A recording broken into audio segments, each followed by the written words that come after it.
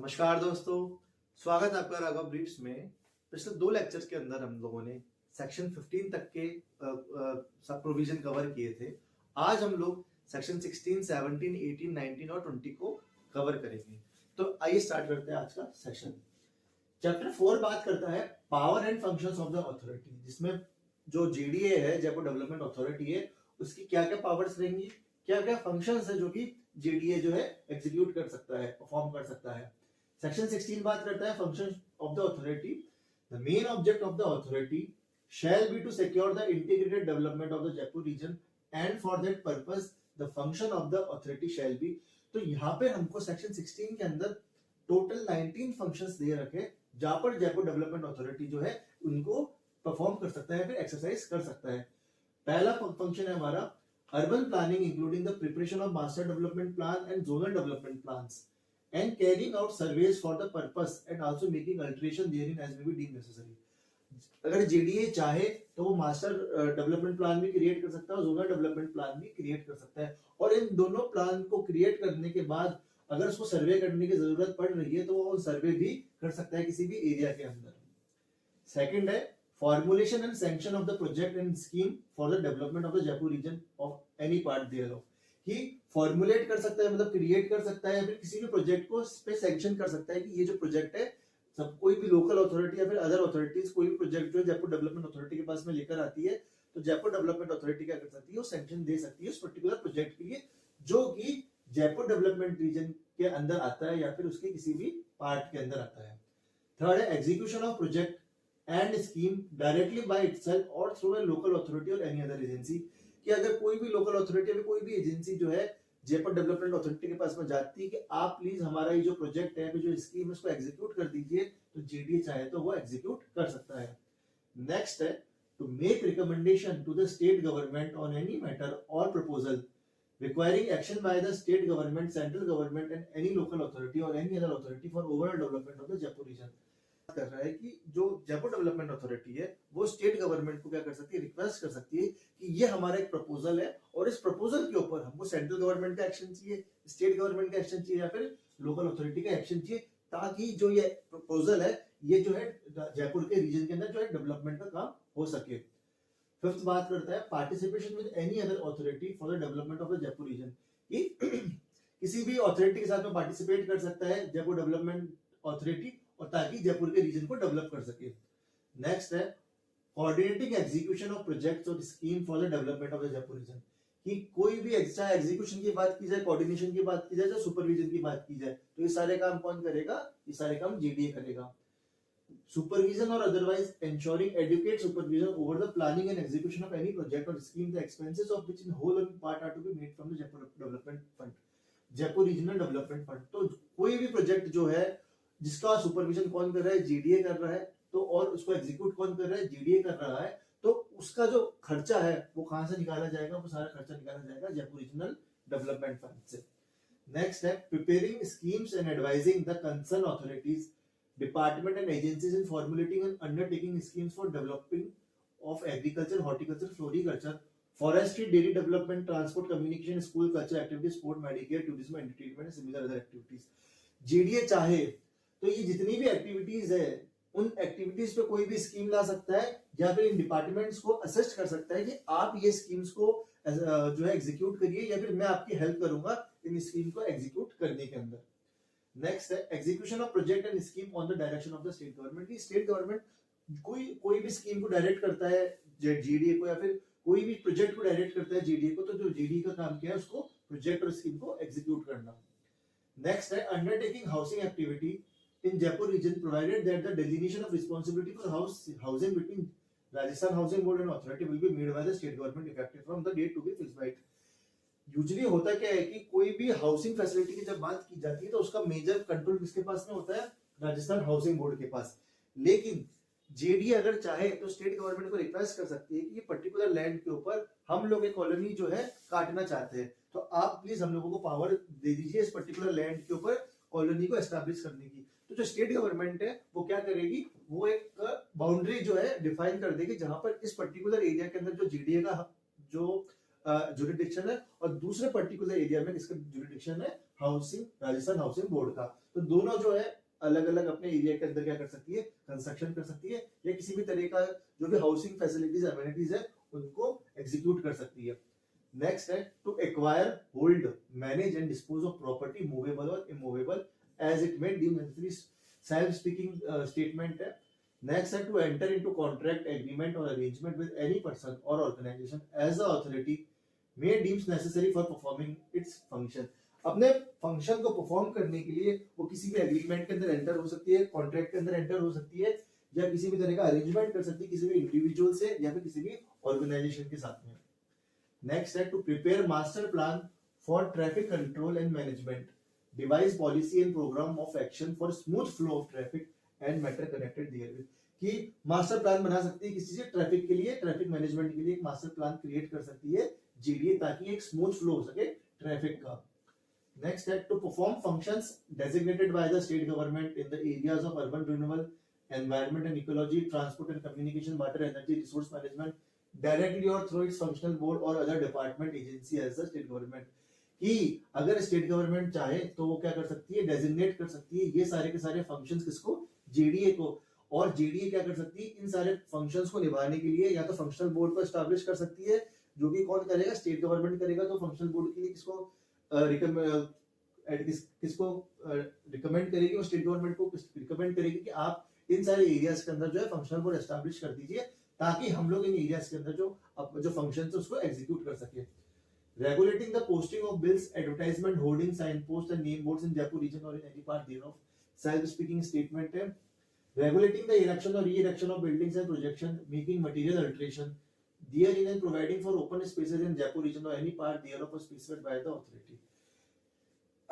कोई भी बिल्डिंग का कंस्ट्रक्शन होता है या किसी भी बिल्डिंग में कोई भी चेंजेस आते हैं तो उसका रेगुलेशन कौन करेगा, उसका जीडीए रेगुलेशन करेगी। या फिर कोई भी चीज में कुछ भी अल्टरेशन करना है, किसी भी मटेरियल अल्टरेशन का मतलब क्या होगा, किसी भी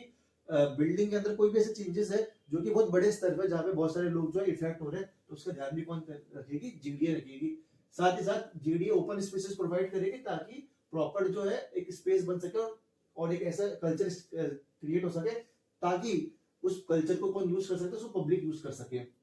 Removing obstruction and encroachment upon public street, open spaces and properties vesting in the government or the authority।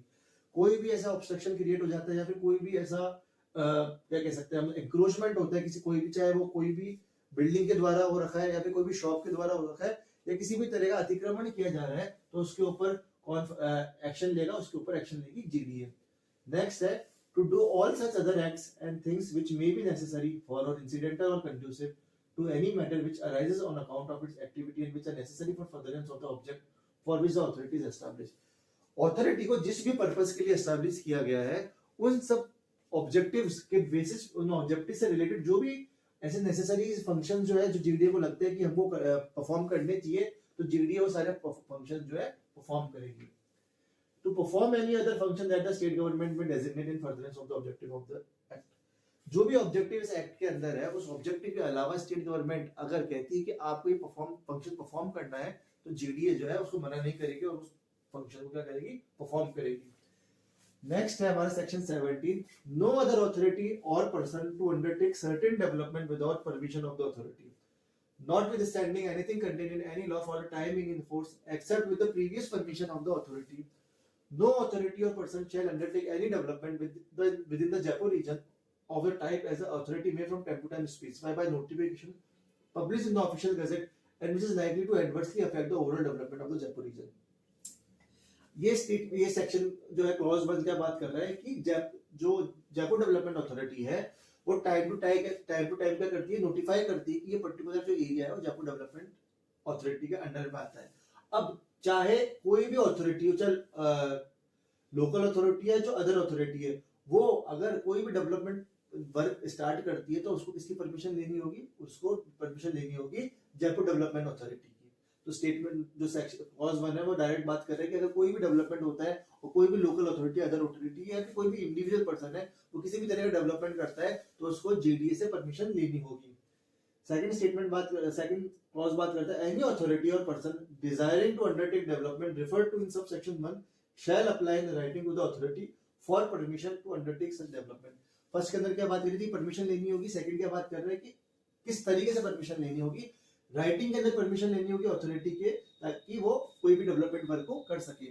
Provided that such person may apply for such permission through the concern local authority and such local authority shall forward his application to the authority with its recommendation if any. अब हम सभी को पता है कि एक proper hierarchy बनी हुई होती है हर जगह पे, तो अगर कोई भी पर्सन जो है जिसको जेडीए से क्या लेनी है, परमिशन लेनी है, लेकिन जेडी से परमिशन लेने से पहले अगर कोई एक ऐसी लोकल अथॉरिटी है, कोई भी जो अथॉरिटी है वो बीच में आ रही है, जहाँ पे उस पर्सन को आ रही है, जहाँ पे आप जो एप्लीकेशन है वो जेडी तक तभी पहुंचा सकते हो जब तक कि आप उस लोकल अथॉरिटी को पहले बता ना दो। तो वो जो पर्सन है वो क्या करेगा, लोकल अथॉरिटी को अपनी एप्लीकेशन दे देगा, और वो जो लोकल अथॉरिटी है वो फर्दर उस एप्लीकेशन को किसको ट्रांसफर कर देगी, वो जेडी को ट्रांसफर कर देगी। क्लॉज 3 बात कर रहा है, the authority shall after making such inquiry as it deems necessary and within 60 days from the receipt of an application under subsection 2 grant such permission without any condition or with such condition as it may deems fit to impose or refuse to grant such permission. If such permission is not granted or refused within 60 days as aforesaid, the applicant may by written communication presented in person or through his authorized representative to the secretary of the authority or any other officer nominated by him in his behalf call the attention of the authority to the omission or neglect in granting or refusing permission. And if such omission or neglect continues for a further period of 30 days from the receipt of such communication, the authority shall be deemed to have permitted the proposed development and such development may be proceeded with the manner specified in the application. ये पूरा clause क्या बात कर रहा है कि पिछले 2 section में हमने ये तो डिस्कस कर लिया कि हम लोगों को जेडी की परमिशन लगेगी कोई भी डेवलपमेंट वर्क स्टार्ट करने के लिए। तो यहाँ पे अगर जब भी जेडी के पास में एक एप्लीकेशन आ जाएगी, तो जिस दिन भी वो एप्लीकेशन आती है उस एप्लीकेशन के 60 दिनों के अंदर जेडीए को अपना जो है डिसीजन सुनाना होगा, या तो वो रिफ्यूज कर सकता है या फिर वो परमिट कर सकता है। लेकिन अगर जेडीए ने कोई भी नेग्लिजेंस दिखा दी या फिर वो भूल गया उसके ऊपर डिसीजन देने के लिए, तो क्या यहाँ पे होगा, तो यहाँ पे जो एप्लीकेंट है आफ्टर 60 डेज उसके पास में क्या राइट है कि वो एक रिटर्न कम्युनिकेशन जो रिटर्न एप्लीकेशन जो है वो लेके जा सकता है सेक्रेटरी के पास में या फिर उस अथॉरिटी के पास में जिसको सेक्रेटरी ने ऑथराइज कर दिया है,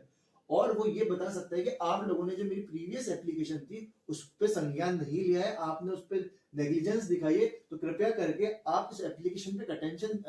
आप ध्यान दीजिए और आप इस पे तुरंत ही डिसीजन दीजिए। अब अगर तो ये जो एप्लीकेशन के ऊपर permitted and if such omission और neglect continues for a further period of 30 days, अगर सेकंड एप्लीकेशन और सेकंड एप्लीकेशन देने के बावजूद भी अगर अथॉरिटी ने अगले 30 दिन के अंदर उसका निस्तारण नहीं किया, उसके ऊपर जवाब नहीं दिया, the authority shall be deemed to have permitted the proposed development and such development may be proceeded with the manner specified in the application. तो अगर जेडीए ने 60 दिन के बाद जो 30 दिन मिले हैं, उस एप्लीकेशन के बाद जो 30 दिन मिले उसके अंदर भी डिसीजन नहीं दिया, तो ये मान लिया जाएगा कि जेडीए ने उस पर्टिकुलर एप्लीकेशन के ऊपर जो भी डेवलपमेंट वर्क था उसके ऊपर उसकी परमिशन दे दी है। लेकिन जो वर्क है वो किसके अकॉर्डिंग होना चाहिए, जो एप्लीकेशन में जो लिखा गया है कि हम इस पर्टिकुलर प्लान को या फिर जो प्रोजेक्ट है हम इसको इस तरीके से करेंगे, तो वो पर्सन जो है उस पर्टिकुलर स्पेसिफाइड मैनर के अंदर ही उस प्लान को एग्जीक्यूट करेगा। इसमें प्रोविजन दे रखा है कि provided that nothing herein contain shall be constitute to authorise any person to act in contravention of any provision of this act or the rules regulation or order made there under relating to any matter other than the requirement of obtaining permission of the authority before undertaking or carrying out any improvement under this act, कि person ने जिस भी plan को execute करने के लिए, किसी भी डेवलपमेंट वर्क को एग्जीक्यूट करने के लिए एप्लीकेशन में जो भी चीज मांगी गई थी, तो उसी के रिलेशन के अंदर और उसी के अंदर ही उसको सारा डेवलपमेंट वर्क करना पड़ेगा। अगर वो ऐसा कोई भी चीज करता है जो कि उसके एप्लीकेशन से बाहर है, जो उसने परमिशन मांगी थी, तो जेडीए क्या कर सकता है, जेडीए जो है वो उस वर्क को क्या कर सकता है, उस काम को रुकवा सकता है। क्लॉज 4 बात कर रहा है, एनी अथॉरिटी और person aggrieved by the decision of the authority under subsection 3 may within 30 days appeal against such decision to the state government whose decision shall be final। जो हमारा स्टेटमेंट क्लॉज 3 था, यहाँ पे हम लोगों को पता है कि अगर नेग्लिजेंस दिखाता है जेडीए, फिर ध्यान नहीं देता है, तो उस कंडीशन के अंदर जो है सेकंड एप्लीकेशन जब कोई भी इंडिविजुअल देता है सेक्रेटरी को, तो उसके ऊपर डिसीजन अगर नहीं देता है जेडीए, तो ये मान लिया जाता है कि जो परमिशन है वो मिल गई है। लेकिन अगर क्या हो कि जेडीए जो है रिफ्यूज कर देवे, रिफ्यूज करने का मतलब क्या होगा कि उसने डिसीजन तो दे दिया है और डिसीजन के अंदर क्या है, रिफ्यूजल आया है, तो उस कंडीशन के अंदर क्या होगा, क्लॉज 4 के अंदर जो पर्सन है, जो अथॉरिटी है, वो क्या करेगा कि डिसीजन आने के 30 दिन के अंदर अपील करेगा स्टेट गवर्नमेंट के अंदर कि हमको ये कि हम इस डिसीजन से खुश नहीं है और स्टेट गवर्नमेंट का जो भी डिसीजन होगा वो फाइनल डिसीजन होगा। क्लॉज 4 का जो प्रोविजन की अगर बात करें तो provided that where the aggrieving authority submitting such appeal is under the administrative control of the central government, the appeal shall be decided by the state government after consultation with the central government. अगर कोई भी ऐसा development work है जहां पर जिसका जो administrative control है वो किसके अंडर में, सेंट्रल गवर्नमेंट के अंडर में, कि सपोज कोई भी ऐसी स्कीम है या फिर कोई भी ऐसा प्रोजेक्ट है जो कि सेंट्रल गवर्नमेंट द्वारा किसी अथॉरिटी को दिया गया है और जेडीए जो है उस काम को करने से मना कर देवे, तो यहाँ पे जो पर्सन और इंडिविजुअल जो है वो ये चाहता है कि मैं सेंट्रल गवर्नमेंट के एडमिनिस्ट्रेशन के पास में इस अपील को ले जाऊं, तो यहाँ पे वो क्या करेगा, वो स्टेट गवर्नमेंट को उस अपील के पास में ले जाएगा और जो स्टेट गवर्नमेंट है वो सेंट्रल गवर्नमेंट से कंसल्ट करके उस पर्टिकुलर अपील पे कौन क्या कर देगी, डिसीजन दे देगी। क्लॉज 5 बात कर रहा है इन केस एनी पर्सन और authority does anything contrary to the decision given under this section, the authority shall have power to pull down, demolish or remove any development undertaken contrary to such decision and recover the cost of such pulling down, demolition or remove from the person or authority concerned। मैंने पिछले preview कह रहा है कि जो भी individual ने JD से जिस तरह की भी परमिशन मांगी थी उसको अपने उस परमिशन के दायरे के अंदर रहकर कंस्ट्रक्शन करना पड़ेगा या डेवलपमेंट प्रोजेक्ट को एग्जीक्यूट करना पड़ेगा। अगर वो उस दायरे से बाहर जाता है तो जीडीए चाहे तो क्या कर सकता है, उसका जो कंस्ट्रक्शन एरिया जो है या फिर जो भी उसने डेवलपमेंट किया है उसको क्या कर सकता है, उसको गिरा सकता है, उसको डिमोलिश कर सकता है, उसको हटा सकता है और गिराने, डिमोलिश और हटाने का जो भी खर्चा होगा वो उस पर्सन से ही यहाँ पे लिया जाएगा। सेक्शन 18 की अगर हम बात करें तो सेक्शन 18 बात करता है power of the authority to give direction, कि जो अथॉरिटी के पास क्या क्या पावर है डायरेक्शन देने की। Notwithstanding anything containing any other law for the time being in force, the authority may give such directions to any local authority or other authority or person with regard to the implementation of any project or scheme financed under section 16। ये clause क्या बात करता है, clause 1 क्या बात कर रहा है कि जेडीए जो है किसी भी अथॉरिटी को, लोकल अथॉरिटी को, किसी भी इंडिविजुअल को क्या कर सकता है, डायरेक्शन दे सकता है कि सेक्शन 16 के अंदर कोई भी फंक्शन को जो जेडीए फाइनेंस कर रहा है तो उसका एग्जीक्यूशन कौन करेगा, ये अथॉरिटी करेगी या फिर वो इंडिविजुअल करेगा। क्लॉज 2 बात कर रहा है where any direction is given to any local authority, other authority और person under sub section 1, such authority or person may within 15 days from the date of the receipt of such direction appeal to the state government against such direction and the decision of the state government shall be final। अगर किसी भी authority को,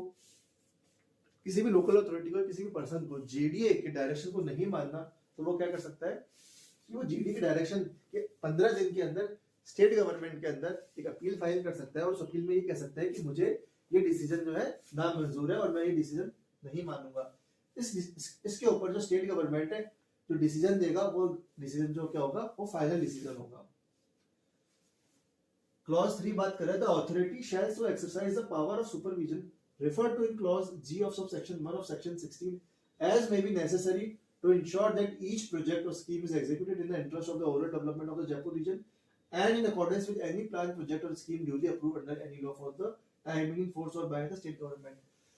section 16 के अंदर जो clause जी है उसके अंदर क्या बात की गई, इसमें सुपरविजन की बात की गई थी कि जो भी जेडीए जिस भी प्रोजेक्ट का सुपरविजन करेगा उसका जो उसमें जो खर्चा होगा वो कौन देगा, वो जेडीए देगा। तो यहाँ पे बात की गई कि किसी भी चीज का सुपरविजन जेडीए करेगा तो जेडीए को ध्यान रखना होगा कि कोई भी अगर प्रोजेक्ट जिसका वो सुपरविजन कर रहा है वो किसके इंटरेस्ट में होना चाहिए, वो लोगों के इंटरेस्ट में होना जरूरी है। नेक्स्ट सेक्शन बात करता है power of authority to require local authority to assume responsibility in certain cases.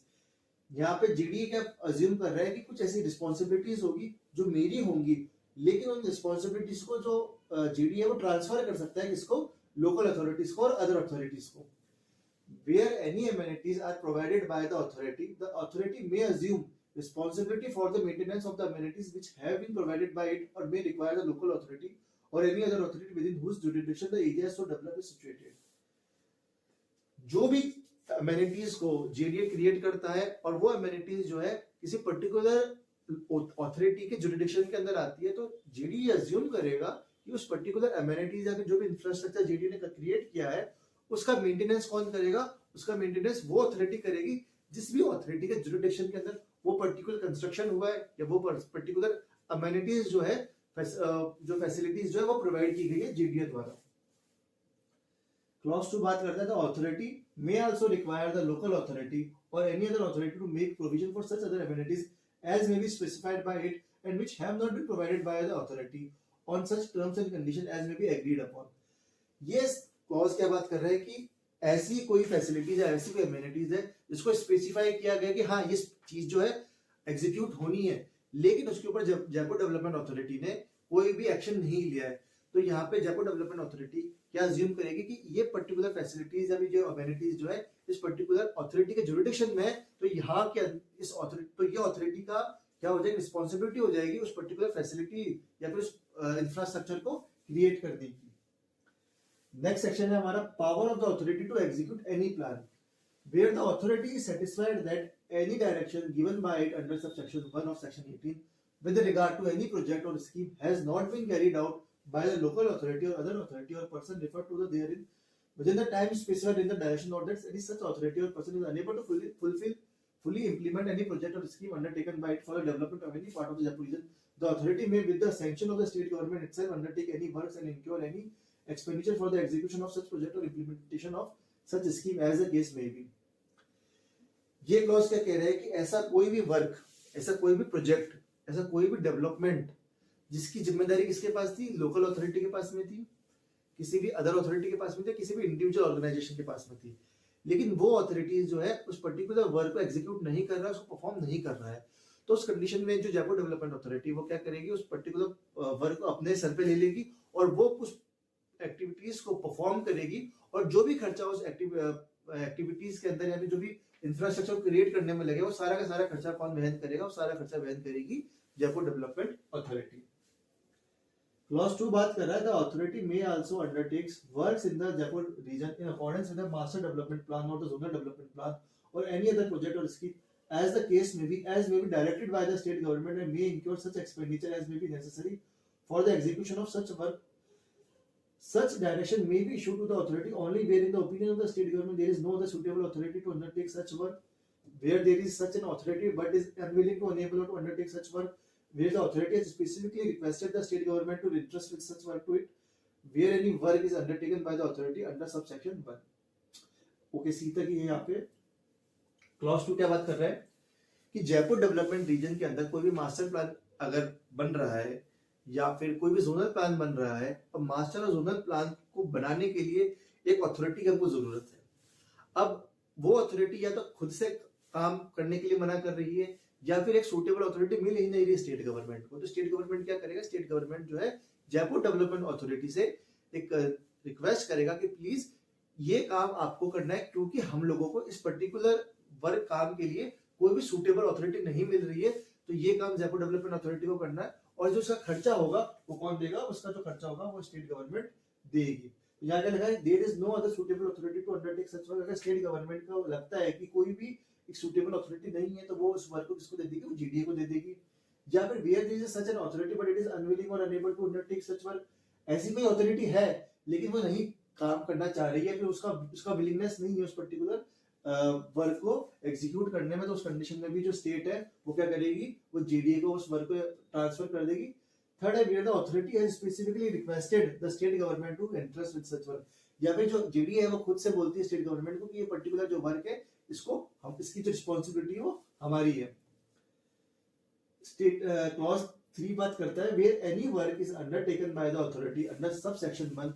it shall be deemed to have for the purpose of the execution of such work all the powers which may be exercised by or under any law for the time being enforced by the local authority or other authority or person referred to in subsection. Where any work is undertaken by the authority in subsection 1, it shall be deemed to have for the purpose of the execution of such all the power which may be exercised by. Okay. जो हमारा subsection 1 है यहाँ पे जो भी authority मना करती है काम करने से, तो वो काम कौन करेगा, जयपुर डेवलपमेंट अथॉरिटी करेगी। अब जब जयपुर डेवलपमेंट अथॉरिटी करेगी तो वो सारी पावर्स जो कि उस पर्टिकुलर अथॉरिटी की थी जिसको एक्चुअल में वर्क करना था, तो सारी पावर्स जो है वो किसके अंदर अज्यूम हो जाएंगी, वो सारी अज्यूम हो जाएंगी जयपुर डेवलपमेंट अथॉरिटी के अंदर। इसका मतलब ये है कि जो भी काम अदर अथॉरिटीज को करना था, लोकल अथॉरिटीज को करना था, और वो जो भी पावर को एक्सरसाइज कर सकती थी उस वक्त उस पर्टिकुलर डेवलपमेंट प्रोजेक्ट के लिए, तो वो सारी की सारी जो पावर्स है वो किसके अंदर अज्यूम हो जाएंगी, वो सारी की सारी पावर अज्यूम हो जाएंगी जयपुर डेवलपमेंट अथॉरिटी के अंदर। The authority may for the purpose of subsection 1 and section 2 undertake the survey any area within the Jaipur region and for that purpose it shall be lawful for any member officer or servant of the authority कि जो भी section subsection 1 और subsection 2 के अंदर किसी भी तरह का कोई भी जो काम करना था, जो भी डेवलपमेंट वर्क करना था, तो यहाँ पे मेंबर ऑफिसर और सर्वेंट जो अथॉरिटी के जो भी लोग होंगे, जो भी मेंबर होंगे, ऑफिसर और सर्वेंट होंगे, उनके पास में पावर होगी कि वो to enter in any upon any land to take level of such land to dig or bore into the subsoil, कि वो बोरवेल को खुदवा सकते हैं, वो किसी भी लैंड के अंदर जा सकते हैं बिना किसी के परमिशन की, to mark level and boundaries, वो बाउंड्रीज को क्या कर सकते हैं, मार्क कर सकते हैं, and where otherwise the survey cannot be completed and level taken and boundaries marked to cut off the clear away any fines of jungle, कि उनको सर्वे कंप्लीट करने के लिए अगर उनको किसी भी चीज की सफाई करने की जरूरत है या फिर किसी को कुछ काटने की जरूरत है तो उसके लिए मेंबर्स ऑफिसर और सर्वेंट को किसी की भी परमिशन यहाँ पे जरूरत नहीं होगी, provided that before entering upon any line the authority shall give notice of its intention to do so in such manner as may be specified in the regulation। तो हम लोगों ने आज सेक्शन 20 तक कवर कर लिया है। नेक्स्ट अगली क्लास में हम चैप्टर 5 को कवर करेंगे और आगे के सेक्शंस को कवर करेंगे। तो आज कमेंट कीजिए। आज के लिए बस इतना ही। जय भारत, जय हिंद।